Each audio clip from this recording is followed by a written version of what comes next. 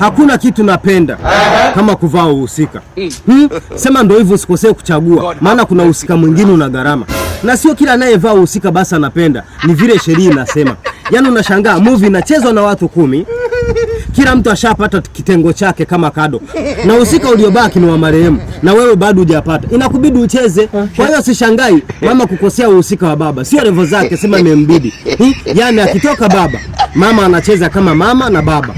Akitoka mama, baba anacheza kama mama na ba. Umenipata sijui Sio kila uhusika ni wa kuvaa, mwingine utakugharimu. Ndio maana wali alikwambia ukivaa viatu vyangu hautembei. Eti utafahaje uhusika wa Diamond wakati huna meno ya dhahabu?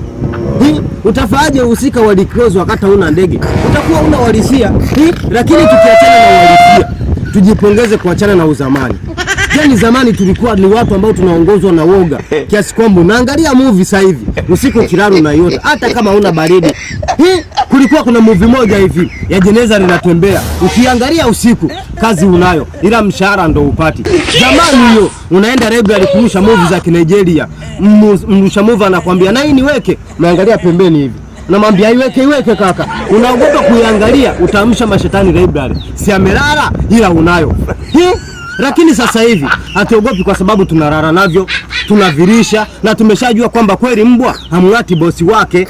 Sasa wewe unalala kwenye jeneza, asubuhi pana kuchu unalikataa. Hiyo ni shukrani ya punda. Kama lingekuwa baya, lisinge kustiri usiku mzima. Umenipata sijui maana hakuna usiku pungufu. Ndio maana unaambiwa mchawi mpe mwanao akulelee. Ila akiuma kichwa unamfuata moja kwa moja. Mbona anaumwa wakati alikuwa mzima? Kwa hiyo ataogopa kumdoga ili usimuulize maswali kama Juksi.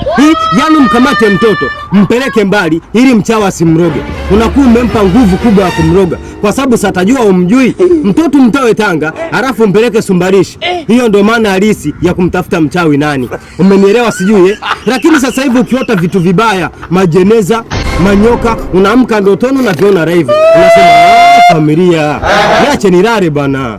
Mimi napita jamani. Mimi napita.